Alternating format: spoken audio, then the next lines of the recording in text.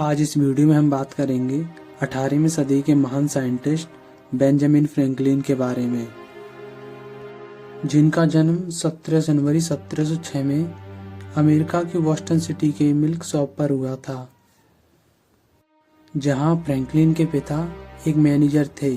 जो अपनी वाइफ के साथ वहां पर रहते थे।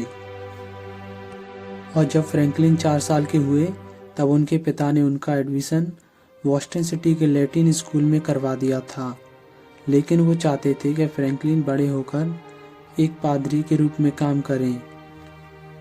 लेकिन फ्रैंकलिन के स्कूली दिनों में उनके पिता की डेथ हो जाती है,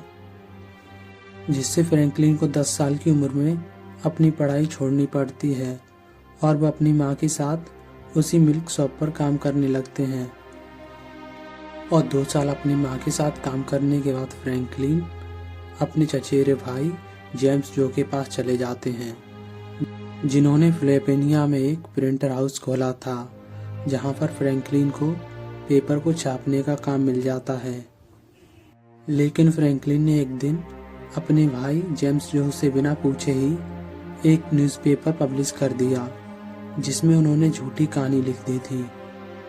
जो फिलिपिनिया की एक विधवा के ऊपर थी, जो पूरे में चर्चित हो गई, जिससे फिलिपिनिया के लोग उस विधवा को परेशान किया करते थे। और जब जेम्स जो को ये पता चलता है कि इस पेपर को पब्लिश करने वाला उनका छोटा भाई फ्रैंकलिन है, तो वो उसे काम से निकाल देते हैं। फिर 17 साल की उम्र में फ्रैंकलिन एक नए शहर में काम की तलाश में आ जाते हैं, जहां वो कई दुकानों पर काम ढूंढते हैं, लेकिन उन्हें किसी भी दुकान पर कोई काम नहीं मिलता। तभी उन्हें एक फिलाडेल्फिया में एक न्यूज़पेपर के बारे में पता चलता है। इसका प्रिंटर हाउस हाल ही में खुला था, जो पूरे फिलाडेल्फिया में सबसे बड़ा प्रिंटर हाउस था, जहां पर फ्रैंकलिन काम के लिए जाते हैं, जिससे उन्हें पेपर प्रेस करने का काम मिल जाता है, जिसके बाद फ्रैंकलिन की पूरी जिंदगी बदल जाती है और फ्रैंकलिन अपने बोस्टन सिटी में वापसी करते हैं, जहां वो अपने नाम से फ्रैंकलिन प्रिंटर हाउस खोलते हैं, जिसमें वो अपने सबसे पहला पेपर जर्मन भाषा में छापते हैं, जिससे फ्रैंकलिन बोस्टन सिटी के सभी लोगों का ध्यान बाहरी देशों से जोड़ना चाहते थे, जिसके चलते फ्रैंकलिन अमेरिका में एक ज्यूटो कम्युनिटी बनाते हैं, जो सभी लोगों को एक आज़ाद सरकार के बारे में बताया करती थी। और तभी फ्रैंकलिन की मुलाकात एक डेबोरा रीड नाम की लड़की से होती है,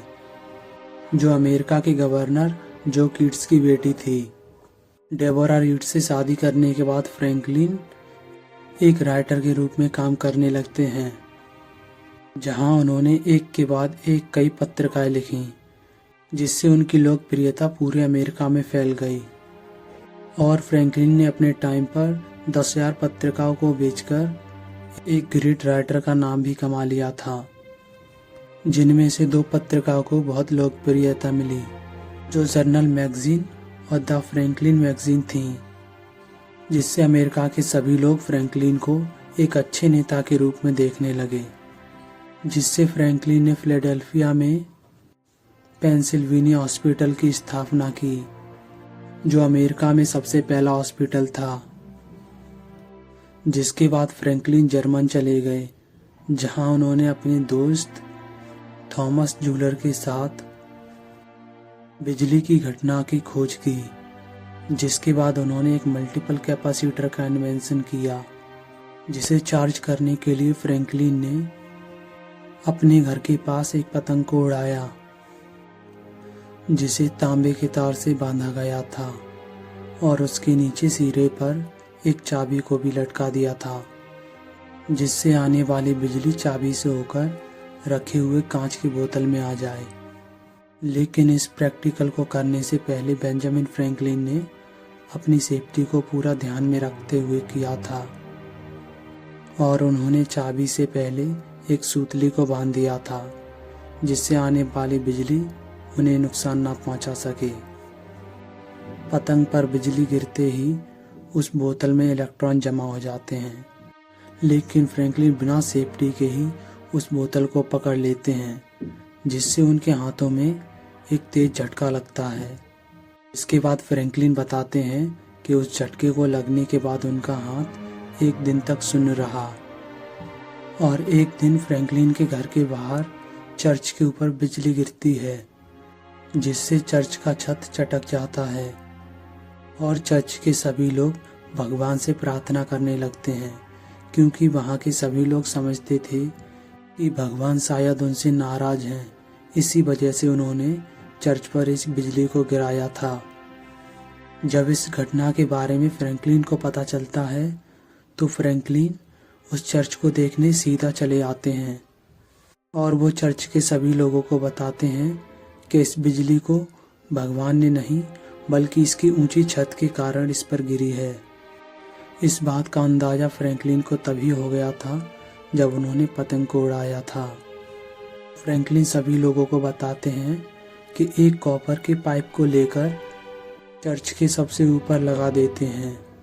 और दूसरे सिरे को ज़मीन में गाड़ देते हैं, जिसके बाद शायद चर्च पर गिरने वाली बिजली उस पाइप से अटैच होकर सीधा ज़मीन में गिर जाएगी, जिसके बाद जब भी चर्च पर बिजली गिरती तो उस पाइप से होकर सीधा ज़मीन में चली जाती और चर्च को कोई नुकसान नहीं होता, जिससे वहाँ के सभी लोगों ने उस पाइप का नाम फ्रैंकलिन के नाम पर रख दिया। लेकिन फ्रैंकलिन अपने आविष्कारों का पेटेंट नहीं करवाते थे। जब उनसे इसके बारे में पूछा गया तो फ्रैंकलिन ने कहा कि आज तक हम सभी दूसरों के आविष्कारों का इस्तेमाल करते हुए आए हैं, इसीलिए हमें अपने आविष्कारों से दूसरों की सेवा करने पर खुशी होनी चाहिए और हमें स्वतंत्र रूप से प्रैक्टिकल करते रहना चाहिए।